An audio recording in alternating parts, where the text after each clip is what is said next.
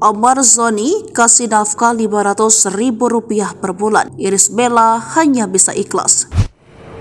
Diketahui sebelumnya pihak Omar Zoni mengaku keberatan terkait nafkah anak yang diminta Irish Bella sebesar 10 juta per bulan. Hal itu diduga lantaran Omar Zoni yang saat ini masih berada di dalam penjara terkait kasus penyalahgunaan barang terlarang beberapa waktu lalu. Omar Zoni pun mengajukan keberatan dan sudah diterima oleh pihak Irish. Dilansir dari salah satu akun Instagram pada 6 Maret 2024, kuasa hukum Irish Bella, Emil Omar, memberikan keterangannya. Menurut Emil, apabila Omar Zoni merasa keberatan, maka pihaknya akan memaklumkan kondisi Omar. Kliennya akan memberikan kelonggaran pada pihak Omar terkait besaran nafkah yang harus diberikan. Dikatakan oleh sang kuasa hukum bahwa Irish Bella pun akan menerima jika nafkah yang bisa diberikan Omar hanya senilai Rp500.000 per bulan. Jadi Ibel memberikan kelonggaran lah. Pengertian Amar bisa kalau memang dia keberatan untuk bayar 10 juta. Bolehkah kalau misal dia cuma mau bayar 500.000 pun diterima? Jelas Emil.